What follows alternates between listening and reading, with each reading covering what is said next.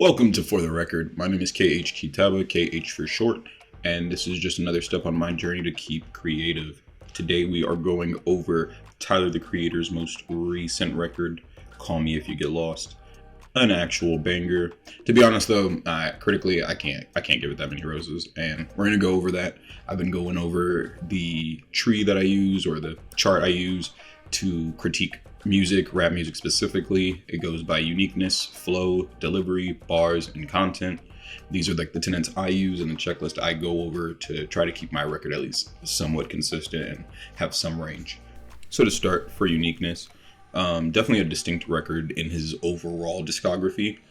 I feel like he did have a ton of filler bars. The arrangement and production choices, obviously, the aesthetic of the record itself is very unique.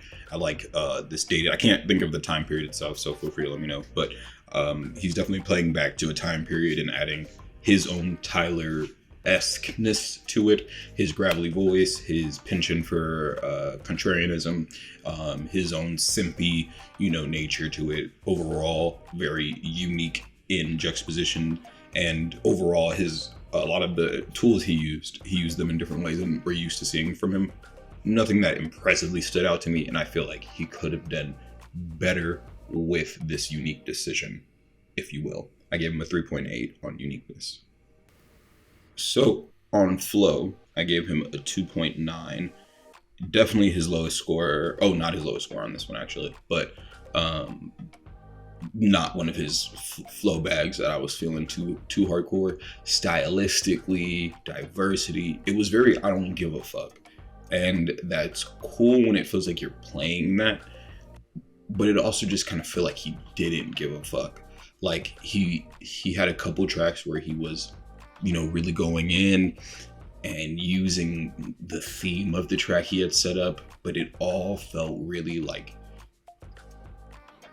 it wasn't stylistically diverse. It feels like he's barely approaching it. Honestly, it just felt like a call and response set up for every track except for like one or two.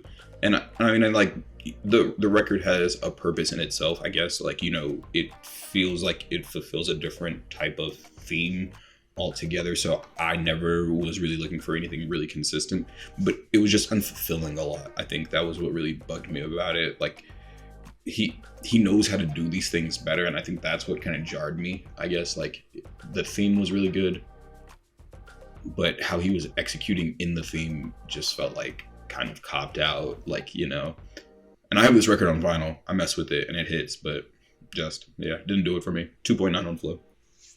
And then for delivery, no, and that's, I think, there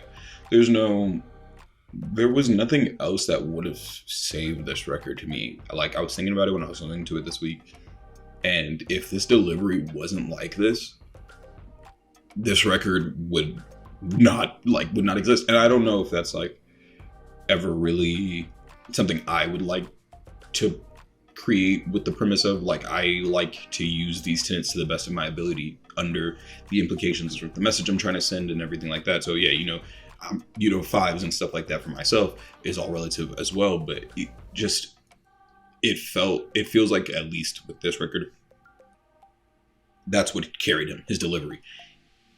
Each line he utters is intentional, is confident as hell. Confidence is king when you're spitting. That's what I've been trying to conquer for myself, even with this YouTube thing. Confidence is king. If you're selling it, you're selling it. And he sold the shit out of this record.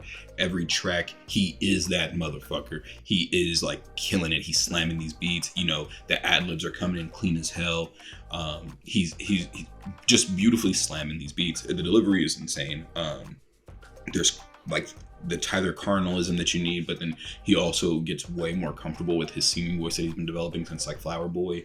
And overall, just really the pull through for this record. I always feel weird just sliding in a 5. They kind of do feel like, am I looking to give a 5 in one of these sections? But no, delivery, this is ideal delivery. Attack your records like this, screw the rest. You know what I mean?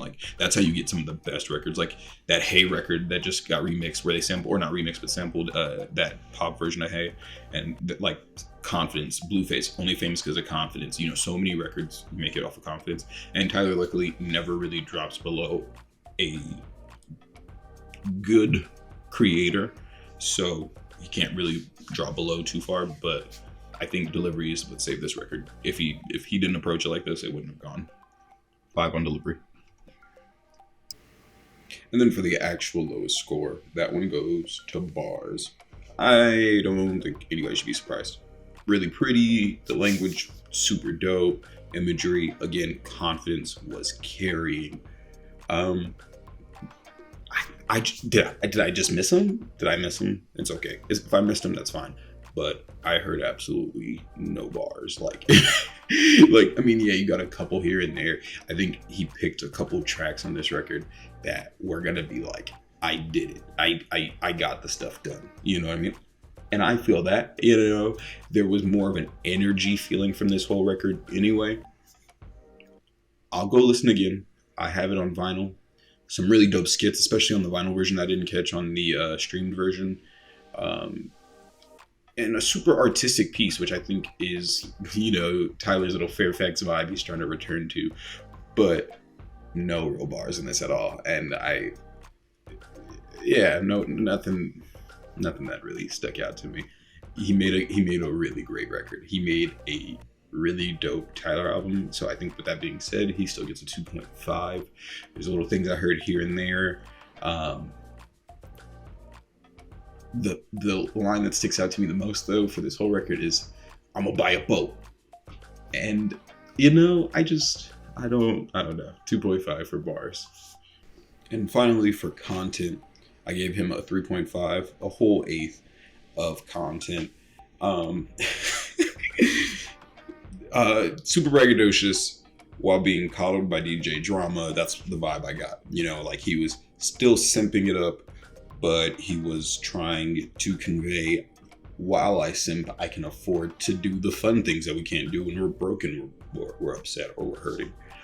Which I felt was dope, like kind of like a live vicariously through me type beat. DJ Drama was like a really nice aesthetic to play off of.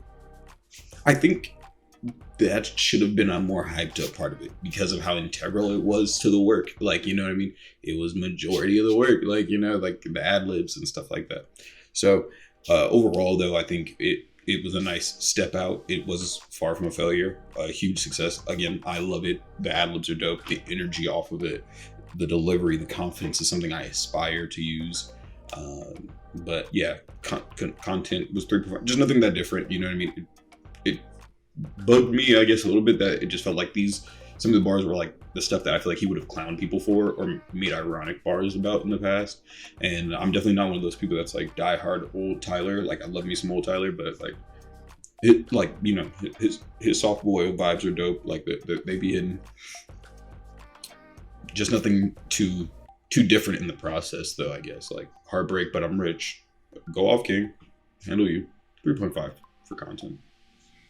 Overall, Call Me If You Get Lost is actually a really good sonic piece and a really dope adventure. I feel like it stays true to what Tyler does, and it's always challenging to the ear.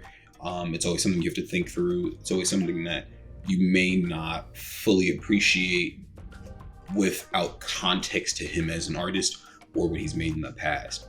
And I definitely feel it carries. It was the first record after I got my first record player, not too long ago, about like 6-7 months ago, that when I went to a record store, I was like, oh, I'm for sure gonna cop this. I'm broke as hell, but I'm gonna cop this. And you know, you pop it in. I think there was a couple extra tracks on there I wasn't paying attention to. I was really just enjoying hearing it on vinyl because his voice carries so nice on vinyl. It just hit, and especially the place I was in, you know, it's a really palpable feeling to like kind of, and his delivery pulls you like by force into what he was feeling in the moment. Just didn't really feel outstanding in a critical way though. Outside of that, felt kind of a little too self-indulgent. Like I feel like you could have played with these tropes without, yeah, almost leaving behind your old premise. Watching some of the clips in the videos too, like it felt like I was watching a rich version of some of his old skit characters. Like, you know, he's on the golf course still and things like that.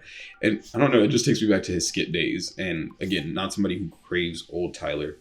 And I like the idea of him growing up with his characters.